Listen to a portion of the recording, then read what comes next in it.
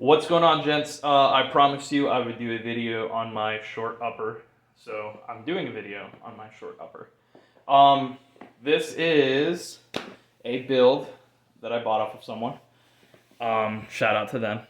I don't remember Instagram handles anymore. I don't remember anything like that because I don't have one anymore, so sorry. But this is a short barrel upper, Troy rail. I forget who makes the receiver, but it's been fine. Yeah, like with my 16-inch barrel AR video, I'm gonna do this one left to right. So this, just kind of getting the philosophy of use or whatever out of the way. This is the upper, and it would, whatever rifle it's on, whatever lower it's on. This is what I would grab for a bump in the night or working around vehicles, or if I knew I was gonna do some like, hey, I'm kicking down your door, here I am, type deal. I like it. It's handy. With any lower, the stock collapse, it fits a lot better in duffel bags, camera tripod bags, a cooler if you wanted to. I don't know why, but yeah, if you wanted to. It fits in a lot more places, and that's kind of what I like it more than the fact that it's short and easy and handy. I just like the fact that it is easier to transport. So, let's get started. Again, I'm a forward assist man. If you don't like it, I don't care.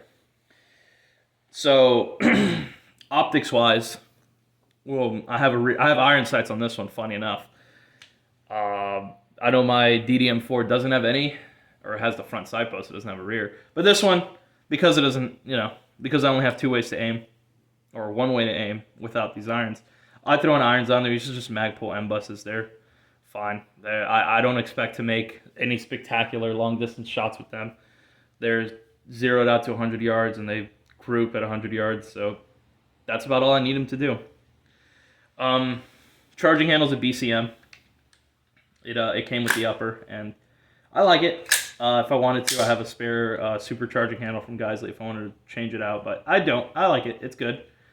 Like I said, rear flip down irons. Arrow precision bolt, whatever. Obviously the big obvious thing here is the Eotech. It's an EXPS3-0, so it's tall, and I have it on a Unity riser, so it's even taller. Bought this from someone else on Instagram. Shout out to them. Great dude. But yeah, EXPS3-0. I want the Eotech. I'd never used an Eotech before. That's the main reason why I went with one. If I don't like it, I'll just, sell it like anything else. Throw a T1 on here, a T2, or, Comp M5, or whatever cool optic is out there these days. Probably not an LPVL, probably just the red dot or a holographic sight. I like the tall optic. Some people make fun of it. Yeah, it is what it is. This is a great setup for passive night vision, and that's why I like the tall optic. It's a lot easier to aim this with dual tubes, especially at the length that I usually put my stocks and whatever at. This is a pretty good height. I don't think I would go any taller. It'd be kind of goofy, and it would feel weird. It's already kind of awkward to shoot prone because of the height, but it's not terrible. It's doable. This is, yeah, I like the height.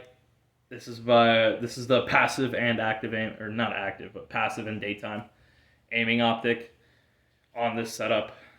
This is pretty much like, if you've seen an Eotech before, you're familiar with this. It's EXPS, so it's got that built-in riser, and then obviously on the Unity. It's great for gas mask stuff too. If you're wearing a gas mask or any sort of like face shield, if you're one of those weirdos that likes mandibles for whatever reason, you think you're like a Spartan or something. Yeah, the tall optic, and that's why I went with it. Gas mask and night vision. Troy rail. You don't see these much anymore. Troy was under some controversy over some of the people they hired related to the Waco siege, so I'm not going to get into it. I don't mind a Troy rail in terms of like a rail that you're actually going to hold in your hands, like without, if you're not going to bolt a bunch of stuff onto it. This one's comfortable. I like the little circles. I think it's cool. The traction on it. It's a comfortable grip to hold. It doesn't feel, you don't feel like you're grating your hands and stripping the skin off of them every time you go shoot, shoot a quick little course of fire. But yeah, the Troy rail's cool. Only thing I don't like about it is obviously the rail segments are kind of a pain in the ass to put on, but I digress. Moving on, Ranger Band. Again, cable management, I keep it simple. I don't like using tape because tape melts and it gets all sticky and nasty. Unity HotButton again for the light, which is a Surefire dual fuel. That's the standard one, with a Surefire head. Yeah, at some point I might throw a PLH V2 head on it, or I might trade out the entire light for a cloud defense. I'm not sure yet, but for right now, it's what I had on hand, and I bolted it on there, and it's been great. Again, reason why I went the Unity, I just like using it for lights. It's clicky, so you can constant on or, momentary on. But yeah, and then front sight, flipping front sight for the rear iron sight for the Magpul bus. It's simple. It's irons. Moving on, I use a war comp on this. That I put on there myself. That was on purpose. It was cheap. There you go. There you have it. It was cheap. It's not as oppressive as the Surefire muzzle brake. It doesn't, it's still kind of annoying to be around, but it doesn't rattle your fillings out. So I like it. Yeah, that's pretty much it. This is a short upper, I think 11.5. And like I said, it is a handy setup. I like it because it's easy to transport. You strip this off of its lower and you throw it in a transport bag and you go on your way.